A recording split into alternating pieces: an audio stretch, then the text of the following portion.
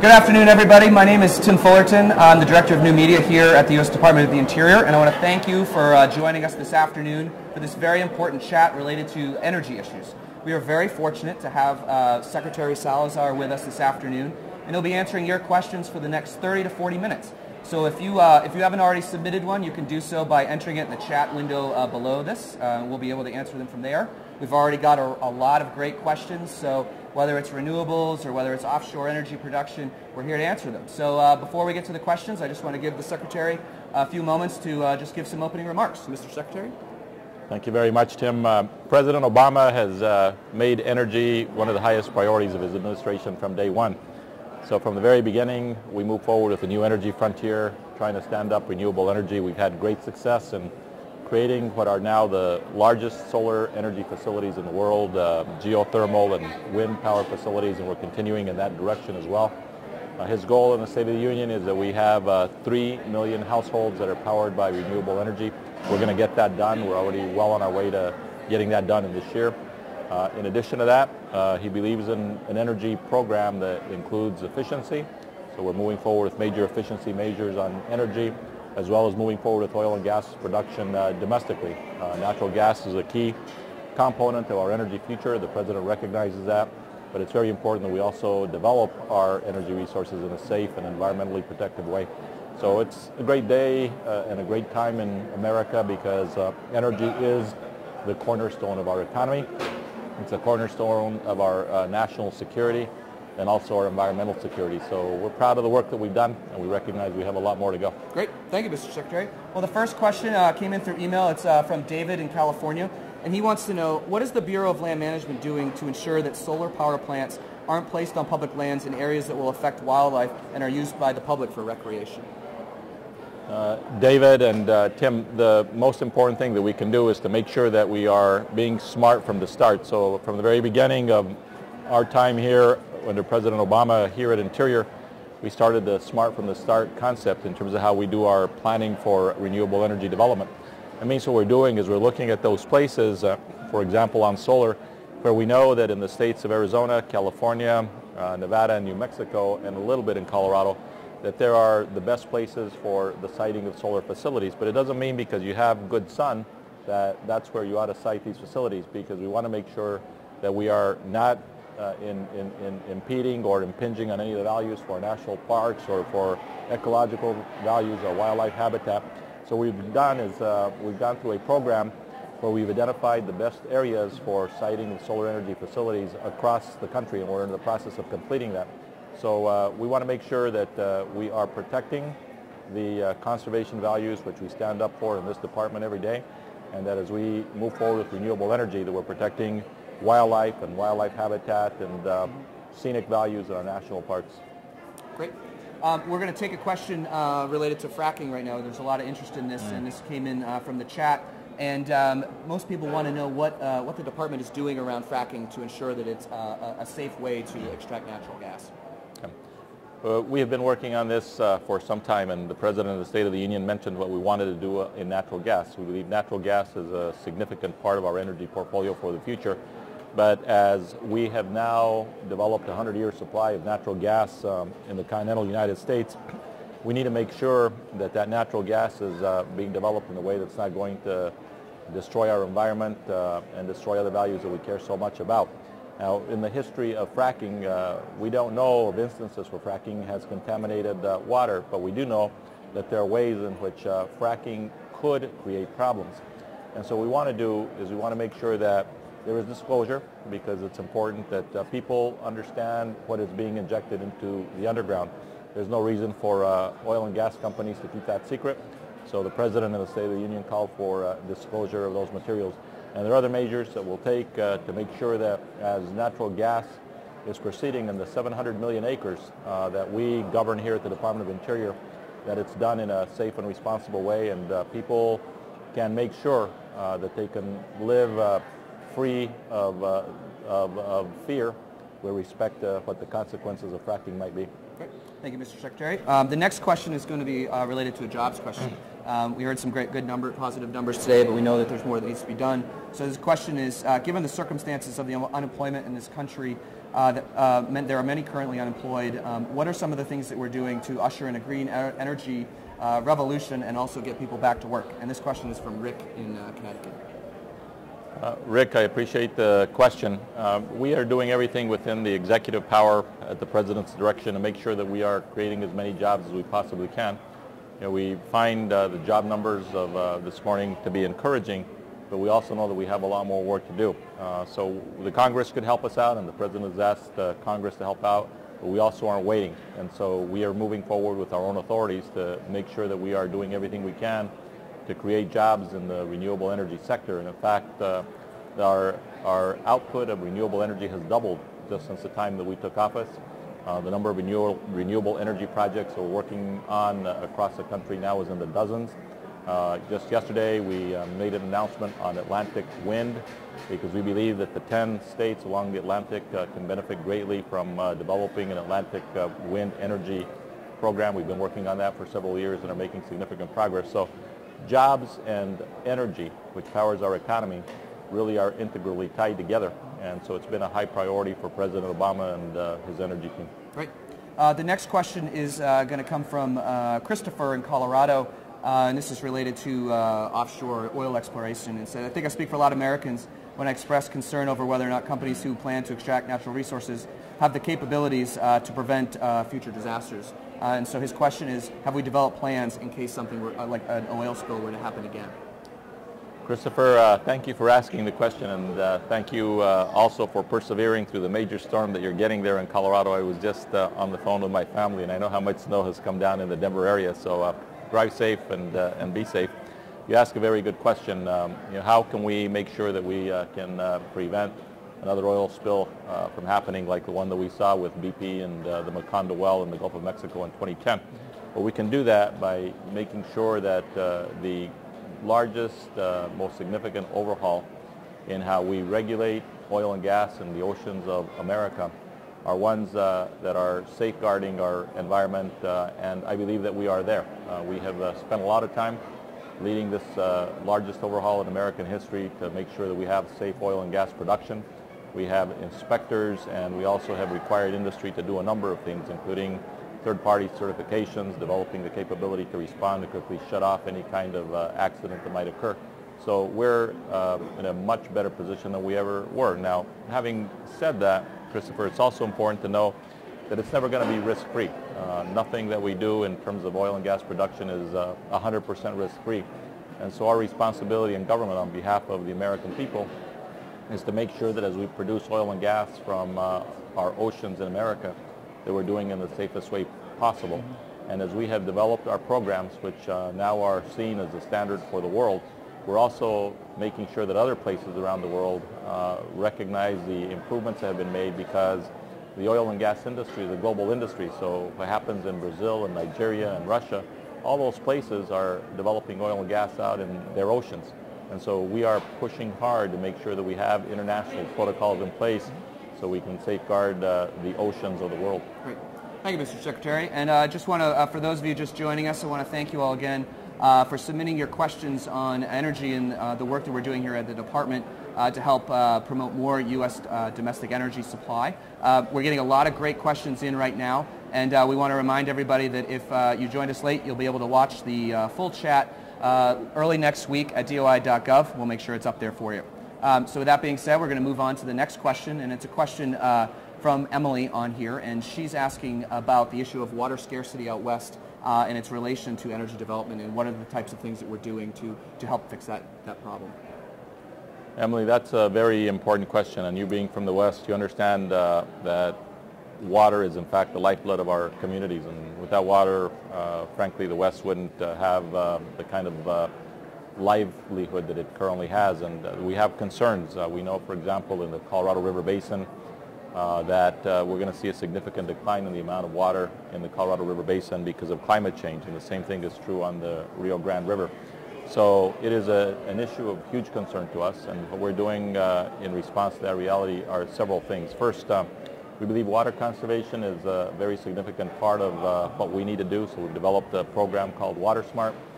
We are saving hundreds of thousands of acre-feet of water just through the implementation of efficiency programs by water users throughout the western part of the United States. We're trying to make sure that what we are learning is something that is being learned now throughout the United States.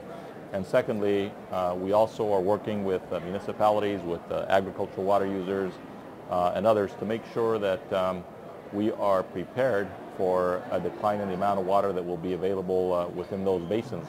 So the management and the adaptation as we deal with the realities of climate change is something that we are very involved in with water users throughout those basins as well as basins throughout the United States. Great. Thank you, sir. The next question is from Alan in California, and he wants to know, as the department looks at new domestic energy production opportunities from public lands and waters, are there ways to dedicate an appropriate share of these resulting revenues to protect our national parks, refuges, and other threatened places? Alan, it's a good question, and it's something which we have pushed very hard to try to accomplish. The Land and Water Conservation Fund was created back in 1964 and 65, and essentially what it says in the law is that money that's taken from the Outer Continental Shelf from oil and gas production, that a part of that should go over into funding for conservation programs for the country. Unfortunately, what's happened is it's been a broken promise to the American people, because only about half of the amount that should have gone into conservation has gone into conservation. So consequently today, if you look on the books of the Treasury Department, there's about a $17 billion debt that is owed to the conservation interests. So I always say, if you're a hunter, you've been cheated. If you are a biker, a rafter, an angler, any kind of a conservationist, the American people have been cheated because that money has not found its way to conservation. So my hope is that we will be able to work with the Congress to get some dedicated revenues that come into land and water conservation, so it's not a fight that happens every year.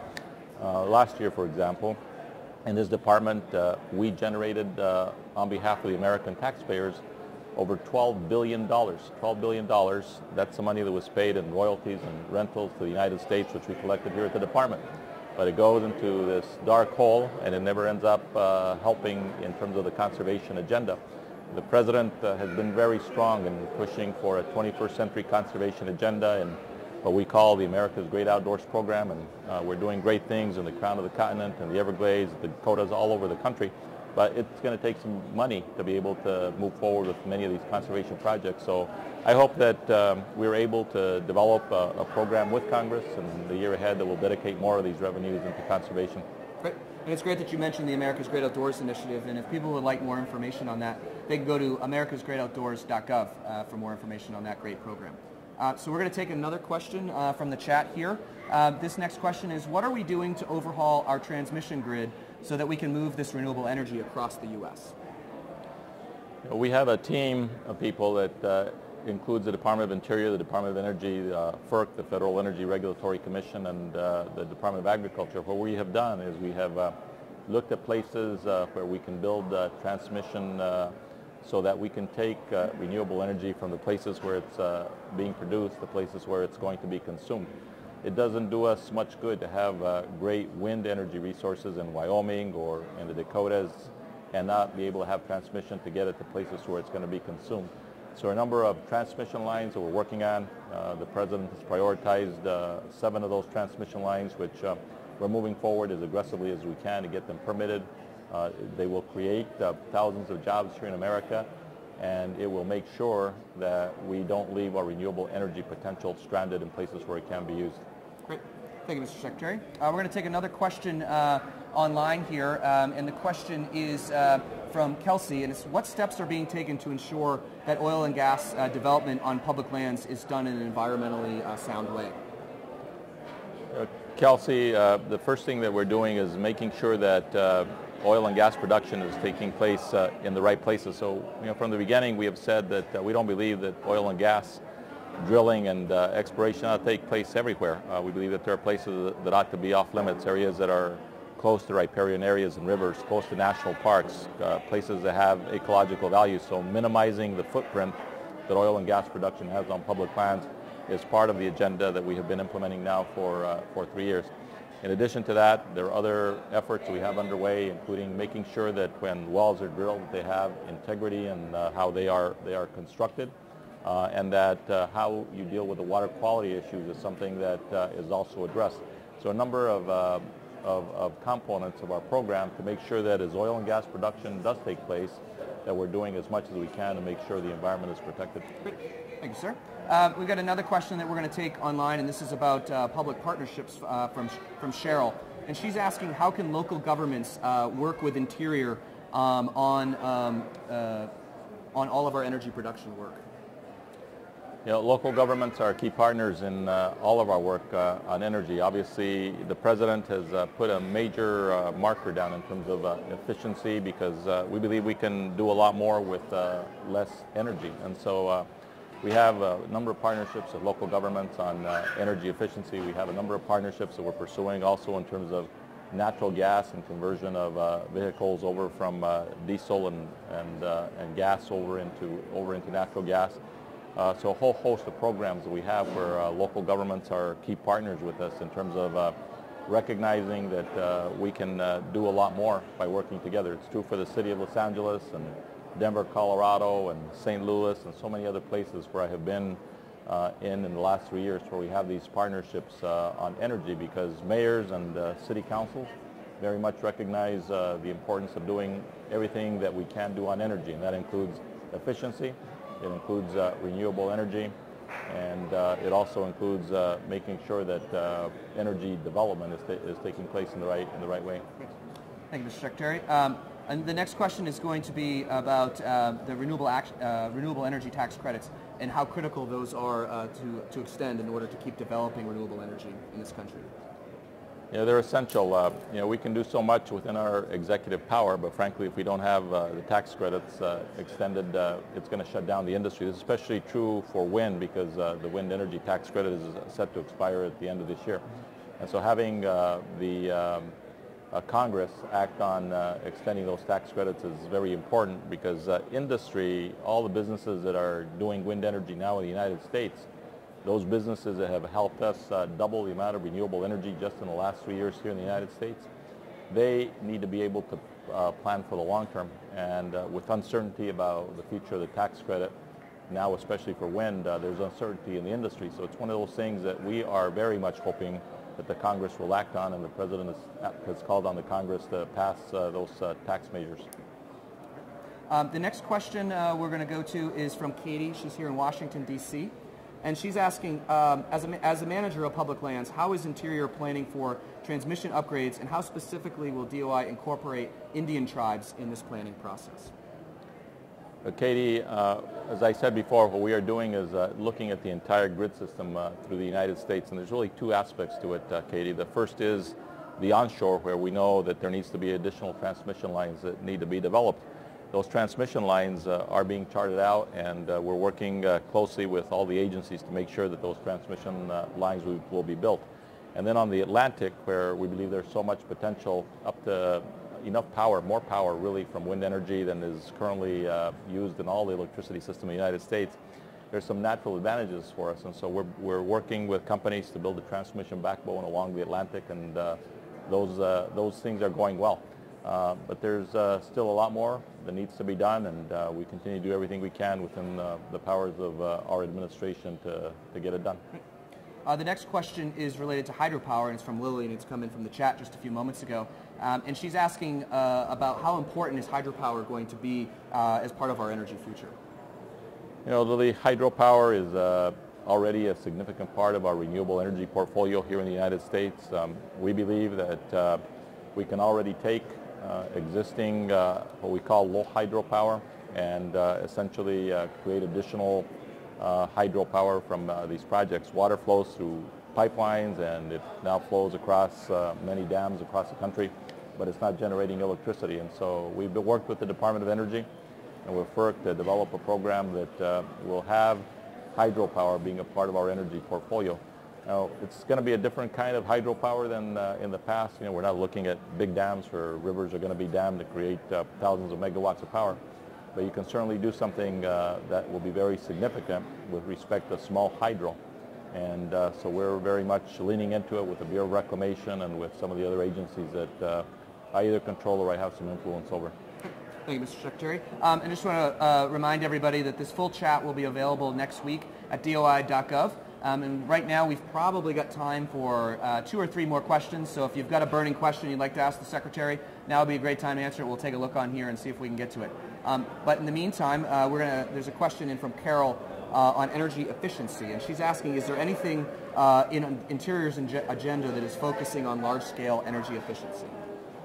Absolutely. We just on this Monday, for example, here on the National Mall, put in the new light bulbs, and these bulbs, which are incandescent lights, basically are not going to be produced anymore in the United States. These new light efficient structures and bulbs will reduce the amount of energy that is needed on the National Mall by about 60% plus. And so that kind of an efficiency program we are undertaking because we believe that we can be a great example for the rest of the nation.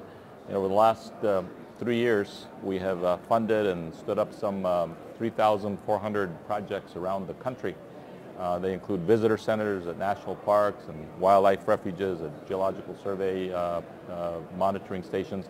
And in most of those places, what we have done is we have insisted that they not only have efficiency measures in how those structures are constructed, but also that they incorporate renewable energy features. So across the United States, in all 50 states, we have efficiency and renewable energy programs underway in all of the facilities that we manage. And the reason for that is that we believe strongly that we need to lead by example.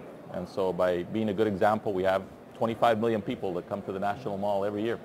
And when they see the kind of renewable energy facilities that we have on the National Mall, as well as the efficiency that we have now with lighting on the National Mall, it's a good way of educating the rest of the public.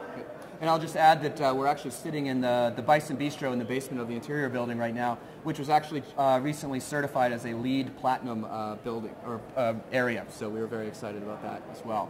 The next question is on solar growth in California, and it's from Marshall.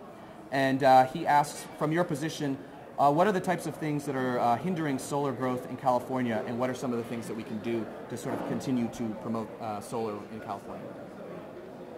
Marshall, Governor Brown and before him Governor Schwarzenegger were very supportive of solar energy, and so that's why the state of California is not only the largest consumer right now of solar energy, but also has the most projects that are actually being built to supply energy to California. So I think things are going very well in the state of California. The governor has a program there as well to try to increase the renewable portfolio standard there in California. I think that would be a good way of increasing the demand for renewable energy. And frankly, if the rest of the nation were to follow the pathway of California relative to renewable energy, we could make even greater strides. The president has been very strong in saying that what we need is to have a national clean energy standard. That's what's driving solar energy development so much in California. But on the other hand, we don't have that kind of a standard in Arizona or in other states. And so if we had a national standard on clean energy, I think that we could really revolutionize the world of renewable energy. Great. Well, thank you, sir, and thank you for everyone. We're right about at 1 o'clock, so we are just about out of time. But I just wanted to thank everybody for tuning in, for joining us today. The full chat will be available at doi.gov later or early next week. And also, if you want to follow us on our social media and ask us questions after this, we'll do our best to answer them. You can follow us on Twitter at Interior, on Facebook at US Interior, or you can email us at info@ios.doi.gov. So I will just give the Secretary a few moments to just provide some closing remarks, but we want to thank you for joining us today. So, Mr. Secretary, are there other things you'd like to add? We want to thank you for joining us, and all of you who are interested and concerned about energy here in the United States and in the world. You really are concerned with the number one issue that is so important to the future of the country. If we are able to lead the world in this new energy frontier, we'll be able to secure America in a lot of different ways. It means job security for our country, national security because we have to import less oil from places that are not friendly to the United States, and also environmental security. So when you wrap it up in the blanket of security, this is one of the very fundamental and most important issues that we work on here at the Department of the Interior, and I just appreciate that so many of you on this web chat are interested in the subject, because it will be the defining issue of the future of the world. Great. Thank you, Mr. Secretary, and thanks again for everybody. And just as a final note, we're going to be doing many more of these live chats in the future. And if you are on doi.gov/live right now, there is a calendar underneath where you'll be able to find more information on more of these chats and the different issues that we work on. So thank you again, Mr. Secretary, and thanks everyone, and have a great weekend.